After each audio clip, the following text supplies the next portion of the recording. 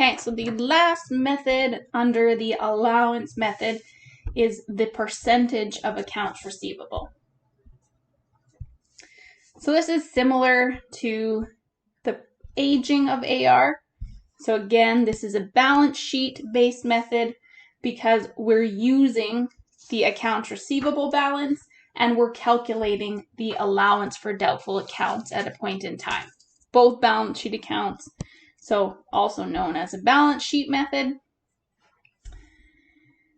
When we look at the percentage of AR, we are now under this method looking at our total accounts receivable balance, and we're using that to calculate the estimated uncollectible amount. So we use the total AR and we just use 1% of that to find that estimated uncollectible amount. Again, we are calculating the amount that we think at this point in time is uncollectible. So we're getting that target AFTA amount. That is what we are calculating. Okay, so another example, we're using the same aging schedule here, but now because it's the percentage of accounts receivable, we're just given 1% that the business estimates of total accounts receivable will be uncollectible.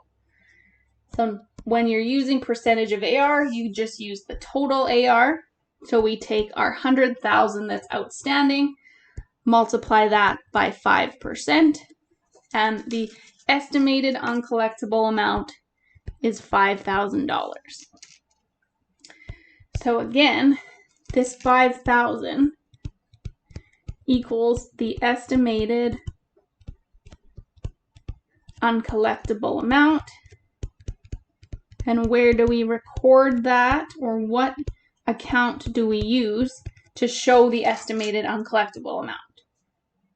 Well, we use that AFTA account, the allowance for doubtful accounts.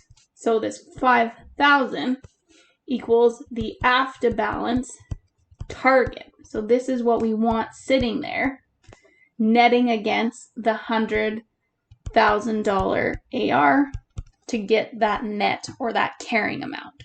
So our 5,000 that we've calculated, that's what we want to see in the AFTA account. Okay, so if we continue on, we know the customers owe 100,000. That's our overall AR balance. And again, our allowance for doubtful accounts has a current balance of $1,000. So this 5,000 that we calculated, that's our target. So we use that along with what we're currently sitting at, and then we figure out what we need to adjust for. So just like we did under the aging of accounts receivable. So in this case, our target AFTA balance is 5,000. We calculated that on the previous slide. Current AFTA, we can see above there is 1,000. So we need to adjust for the difference. Adjustment is 4,000. Now, thankfully, when we're doing these allowances and our estimated uncollectible amount, we always get to use the same accounts. So you're always going to debit bad debt expense and credit the allowance for doubtful accounts.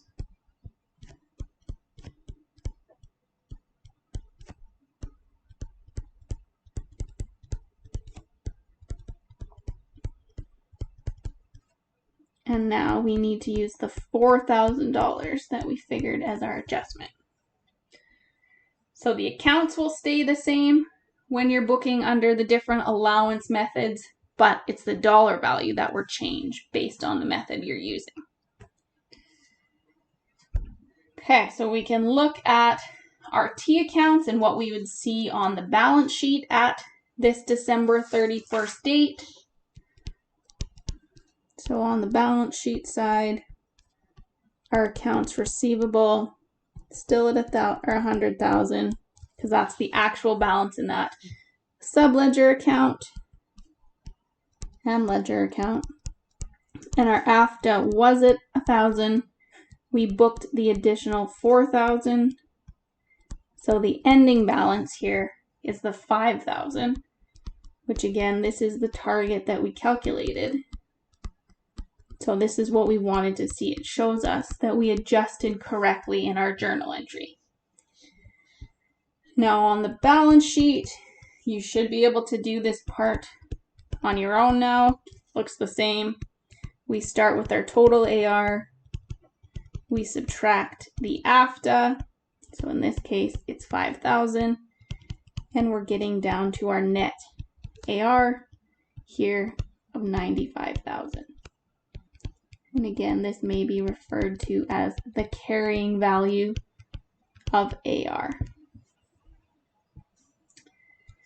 On the income statement, we would see our bad debts that we booked for the year.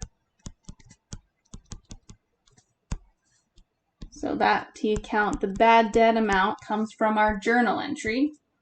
So we have the $4,000 that was booked here.